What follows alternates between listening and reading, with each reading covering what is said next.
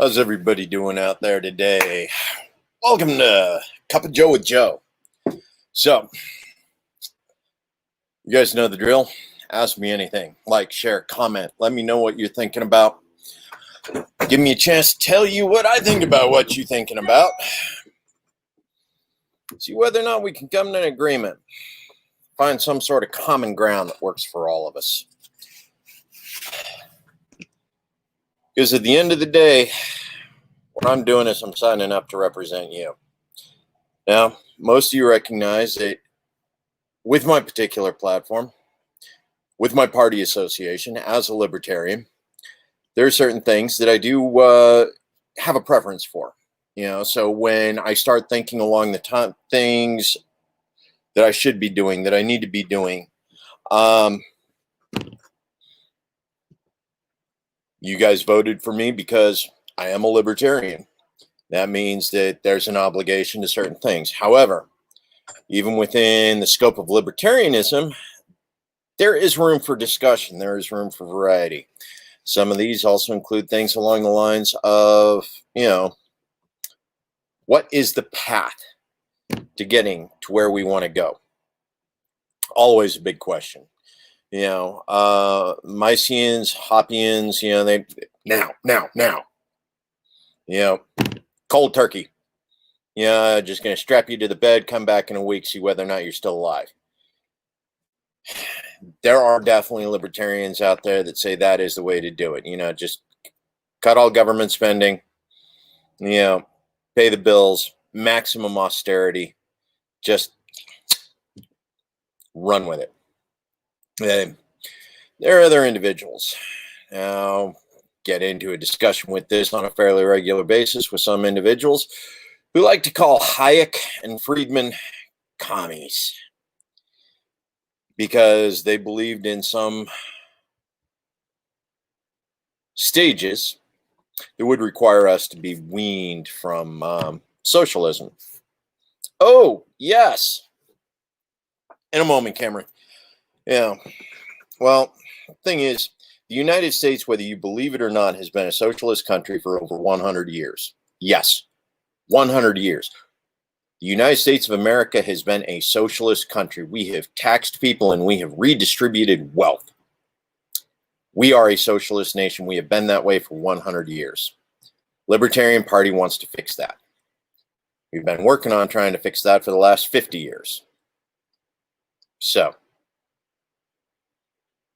you can't just quit socialism cold turkey and expect everything to just smoothly happen. Sorry, Mices. Sorry, Hop. No, doesn't work. Okay, now, on to the meat and potatoes. Cameron, absolutely. Legal marijuana. Yes, I am 100% in support of legalized marijuana. Well, actually, it's a couple different ways to look at that. Reason why is because we can look at legalizing it, which allows us to go into sales and regulation of it. The way a lot of the dispensaries are working across the United States right now, in states where it has been legalized, they regulate it and they tax it. We can also decriminalize it. Essentially, what that means is somebody in the executive branch says, you know what, we're going to stop prosecuting it. Now, in a sense, that's sort of what's happened with Obama and the dispensaries, because marijuana is still a Schedule 1 on the Substance Control Act at the federal level. Obama set it up and basically said, yeah, we're going to let the states do whatever they want with regards to marijuana. And he had the DEA, Drug Enforcement Agency, back off on prosecution. Now, as we all know, there were some places where DEA agents decided that they were still going to go in and, do drug raids on state dispensaries based on federal crimes because it is still Schedule 1. Yeah. Now, I'm not sure what all came from some of those, but we all saw the videos of, the DEA agents breaking in, stealing all this stuff. getting high on gummies before they proceed to take off with all of the money under civil asset forfeiture. Yeah. We can deschedule it. I like that idea. We can take marijuana off of the Schedule 1 list, move it down to Schedule 3, allow home grow. One of the primary reasons why it's been stuck up on Schedule 1 is because of the number of things the marijuana legalization or descheduling would do is it would directly affect the bottom line of a lot of pharmaceutical companies, especially the ones that have invested a lot of money into researching synthetic marijuana. Do I care about their profits? No, I don't. They took the risk. If I can deschedule it before they can bring their synthetic marijuana to market, I will. Bottom line. Now, my all-time favorite, not legalize it, not decriminalize it, not deschedule it. I'd like to see it delegislated. I'd like to see marijuana removed from all legislation all across the United States. Grow your own. Make your own medicine. Make your own cannabis oil at home, CBD oil. Whatever it takes. There's enough evidence out there for its medical benefits across the full spectrum. That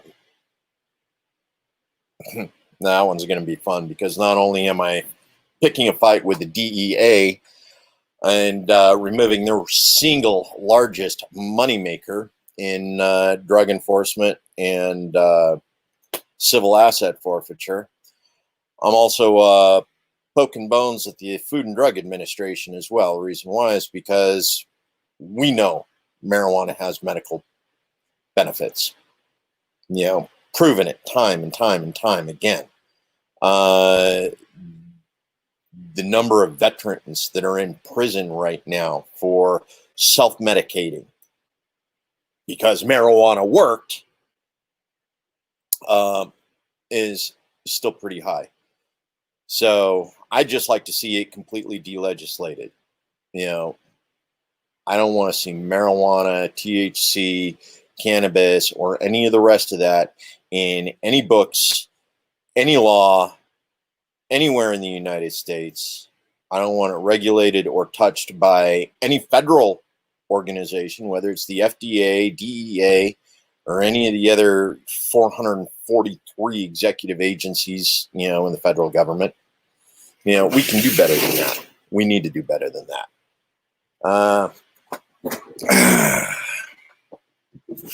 There we go. Let's see if that one works. Yeah, it's doing better. But yeah, no, there's a couple different ways that we can approach that. I would definitely go for full delegislation. My personal preference. Second, I'd settle for descheduling, bring it down to about a 3 or something so that we can allow home grow for homegrown medicine at the federal level so that we no longer have to worry about some executive deciding that he doesn't want to abide by the executive orders created by Obama or Trump. Yeah. We definitely need to get it off the schedule. We need to get it out of federal agencies' hands. But yes, absolutely, Cameron. I definitely want to see marijuana legalized or better. Definitely, we have options that are better than legalizing it as far as making it available. I know. Again, any other questions out there? My viewership just dropped off. A lot of you don't like listening to me talk about. So, one of the things that we got, and my stance on legalized marijuana is actually going to hit a couple roadblocks here in the state of Idaho. Okay, the Fraternal Order of Police and the Policemen's Union, they have an interest in keeping it illegal. The correctional institutions have an interest in keeping it illegal. The unions that are associated with prison guards, an interest in keeping it illegal. Pharmacies have an interest in keeping it illegal. I mean, we can run down an entire list of industries that are interested in keeping marijuana illegal, in the state of Idaho, as well as across the nation. We still continue to fight it. Utah still hasn't come to terms with their legalization of medical marijuana in the state of Utah. So we definitely got issues on a national level with regards to the legalization of marijuana. So thank you for the question, Cameron. Really do appreciate it. Who else we got out there? Talk to me. Let me know what's important to you so that I can let you know how I feel about it.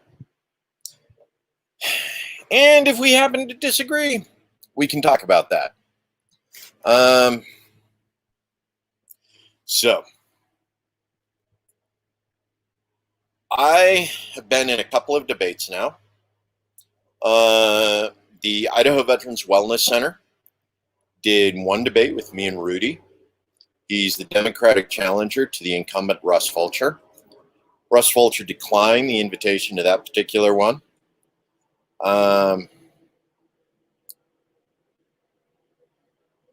Rudy and I also participated in the Idaho Public TV debates, the Idaho debates, organized by the League of Women Voters. So we did that one. We actually filmed that yesterday. Supposedly, Russ Fulcher participated in that. However, he wasn't required to in order to accomplish the portions that Rudy and I did. So Rudy and I don't know for sure whether or not he bothered to accept the offer and accept the filming. But in addition to that, we have two more coming up. Thursday, we have the Caldwell Chamber of Commerce. They will be interviewing us. And to the best of my knowledge, it is supposed to be all three of us. But, Russ has taken to declining some of the interviews. He actually declined one of the big ones. And why he declined that one, I don't know, because that just would have been between him and the Democrat. Because KBTV didn't invite me. No, they didn't. And they had to cancel the debate because, well, Russ declined a debate on KTVB, which left Rudy without anybody to debate with. It's all right. If KTVB, if you're out there watching and you are actually interested in seeing Rudy debate, extend the invitation, please. I'd love to give Rudy an opportunity to get his views out there again. For like the third, fourth, fifth, sixth time, him and I have actually discussed the issues. Probably even be a better conversation, better debate than what Russ would offer. Because, what is Russ offering? Is the incumbent of probably one of the worst Congresses in the history of Congress. What is that, like Congress 117? Is the incumbent for Congress 117? No, it's 118, because this is the fourth year. Absolutely. But no, KTVB has canceled their one debate that they were going to provide for CD1. Actually, they canceled it for the senatorial race, too. The only incumbent that was interested in doing a debate on KTVB was Mike Simpson, Congressional District 2. and he is debating the exact same person he debated 2 years ago, Aaron Swisher. I don't expect anything to change this year from 2 years ago.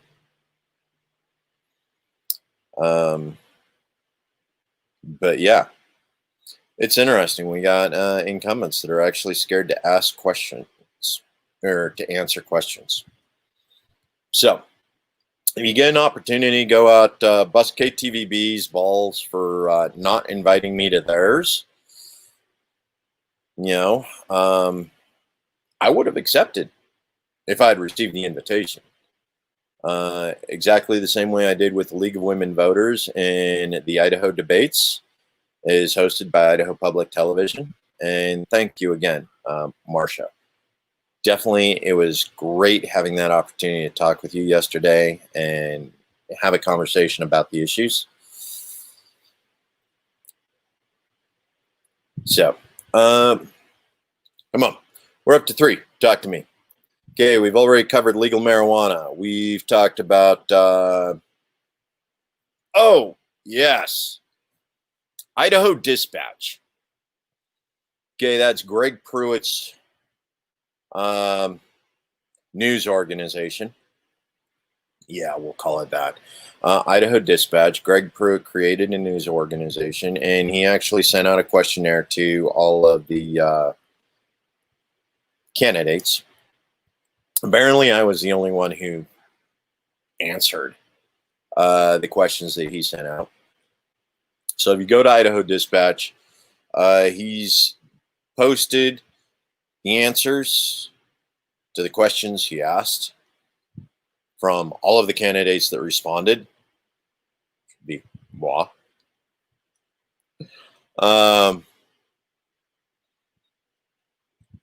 Go ahead, go in, take a look at the questions, take a look at the answers, take a look at my answers, because my answers are the only ones you're going to get by going to Idaho Dispatch. Let him know how you feel about my answers. It's a good basis. Go out, take a look at all of the different places. One of the problems we have is we continue to go on and talk with people and interview with people and answer questions, and as new things develop, candidates develop an awareness of what it is the people that are actually needed. And some of our original statements may have taken on a little bit of different nuance. So absolutely go back, take a look at some of the stuff I've written before. Take a look at my website. I Side With is one. Now you can do a quick comparison. I don't have my answers for the political compass one, but I Side With. Vote Act, which is a online app. Tim Pank from I Side With just released his Apple podcast for all of the candidates he interviewed. I think I was like the 3rd one to be released. Had Brian Carroll from the Solidarity Party, another individual, I think from New York. I was number 3. So go in, listen to what he had to say, or what he asked, how I responded to those questions, and definitely go into all of those. Lots of opportunities to go in and research. 411, Voter 411. Another one, can't remember. I usually try and do my best to make sure I answered all of them that I got. Some of them declined to mail to libertarian candidates. Ignore that voter suppression. Don't let you know about me, because that might be a threat to the problem. But yeah. So let's see what else. Jimmy Rhodes, what's taking you so long? I'm still looking at Channel 99 here, And your last Safe Space episode that you published was episode 2. Yeah. And I know you said I was number 4. I was number 4. And the last one was 2. That was 3 weeks ago, man. Go ahead. But now, as soon as Jimmy publishes his, as soon as he makes his public, that's going to be a good one. That was 4 hours of me and Jimmy sitting down and talking about local politics, history, not just the current president, but presidential candidate, a couple other things like that. So as soon as Jimmy posts his, go out, bust his chops. Let him know you're waiting to hear that interview. Yeah.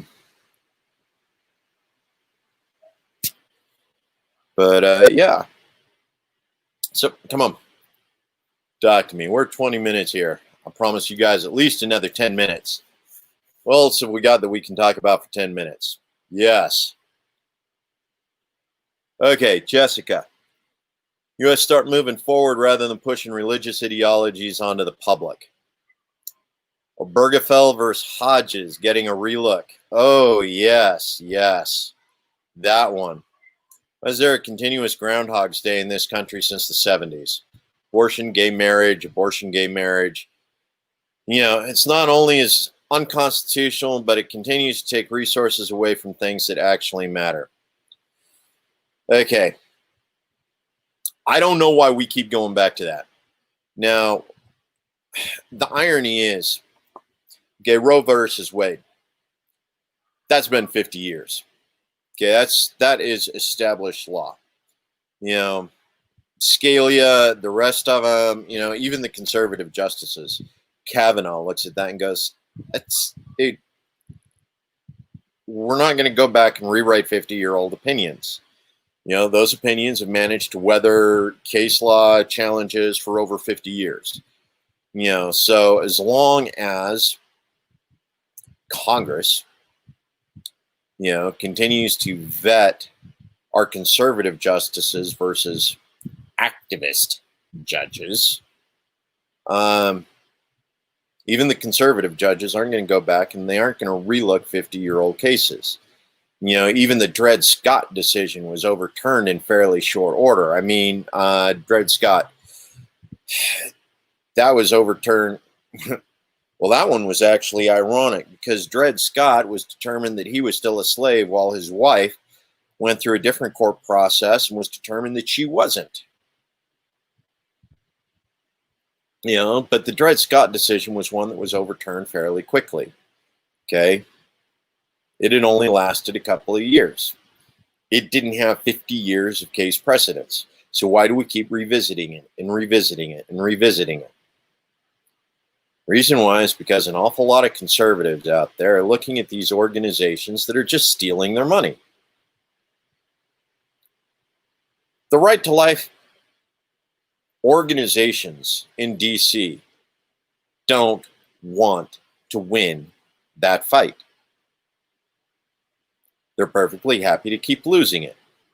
Because as long as they keep losing it, they still get paid to revisit it every single year. Okay? At some point, conservative America is going to get smart on that issue and say, yeah, you know what? Fine. I don't want an abortion. I won't get one. I'm tired of funneling money into 501c3s and C4s in Washington, D.C., getting rich over a fight they know they'll lose every single year. Why do we keep revisiting that? Now, that's Roe versus Wade. Obergefell. That one's new. And that one's problematic. Reason why is because it hasn't had a lot of challenges since it was originally written. And admittedly, when they originally wrote it, they wrote it very poorly. That said, I seriously doubt that gay marriage was something that they considered to be a constitutional issue at the time. Reason why is because I'm pretty sure Pete Buttigieg would not have been the first gay president. There, go back, take a look in history. We had a couple bachelor presidents who spent an awful lot of time in the company of men exclusively.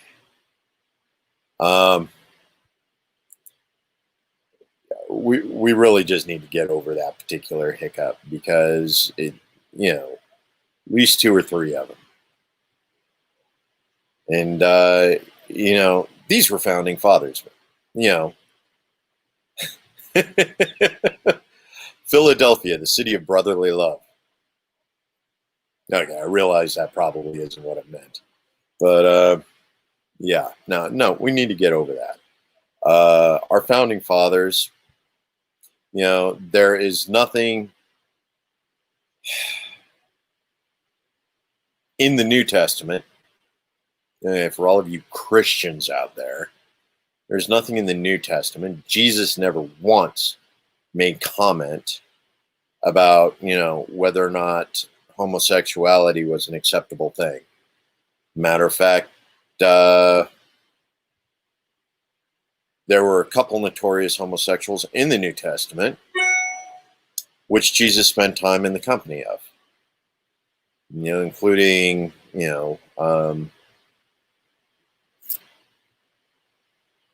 one of the lovers of one of the centurions.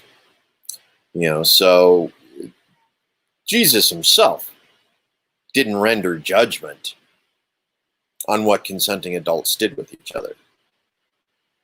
He didn't.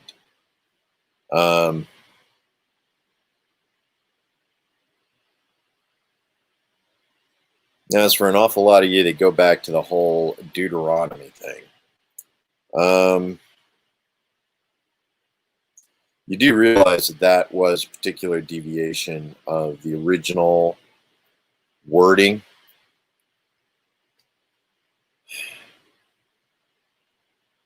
And the original meaning of that word is one that all libertarians essentially agree with, and that is pederasty. He's going to get you a meeting with a wood chipper.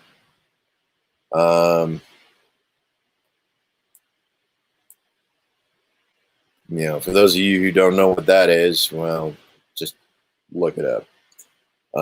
As if the wood chipper reference wasn't enough to clue you in.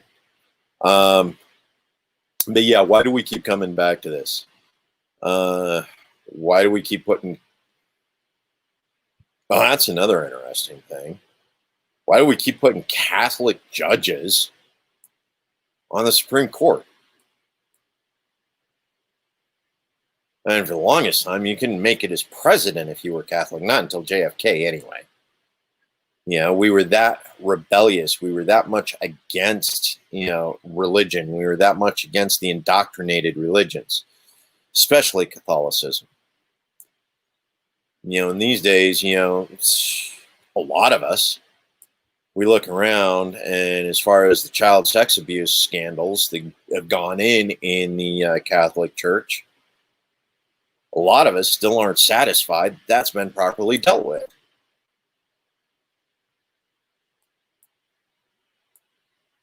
When you're involved in an organization that knowingly has this problem, consistently has this problem, yet you still continue to go to these churches, you still continue to accept the sacrament from priests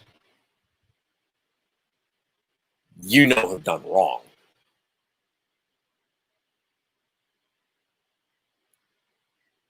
And then you want to sit on the highest court in the United States and pass moral judgment on how consenting adults relate to each other.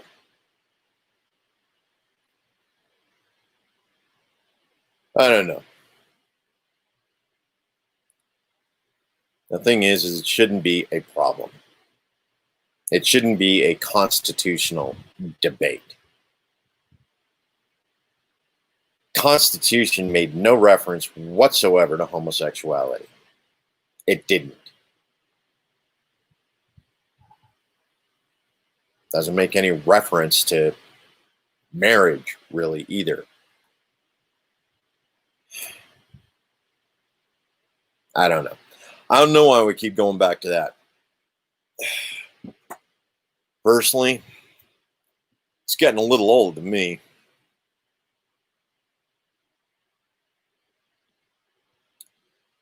We definitely need to see what we can do about taking that out of the hands of Supreme Court justices that are functioning as activists on the Supreme Court and not judges.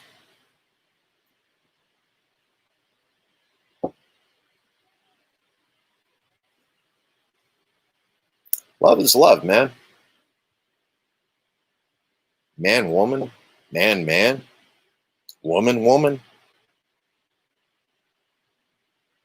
Gender non-binary, gender non-binary. As long as the people involved can consent. Freedom of religion, absolutely. 100% includes freedom from religion. Same as freedom of association. That also includes freedom of disassociation.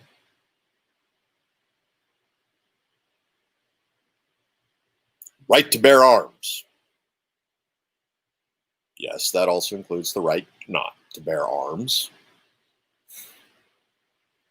Right to remain silenced. Some of you can't if you even tried. But that's another issue, man. That's another issue.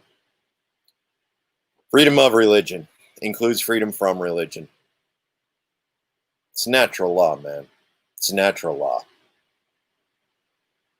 Why we got so many laws out there that are in violation of natural law continues to astound me. Of course, we let 443 executive agencies come into being. Also, Congress didn't have to do their job. It's no surprise that a bunch of appointees have decided to write their own laws. And because who goes into government unless they want to change things, right? Who goes into government unless they want to control people? God. You know, at some point, you guys got to vote in self-defense, man. You got to run for office in self-defense. You know the motto of the Libertarian Party, right? Taking over the world so we can leave you alone? It's where we're going, man. Active ungovernance. Active ungovernance. So, it's my 30 minutes of live for the day. Appreciate all of you for joining in. Cameron, appreciated the question on marijuana. Jessica, thank you again about bringing up the topic of Obergefell. And life, liberty, and the pursuit of happiness. Stop interfering with other people's pursuit of happiness.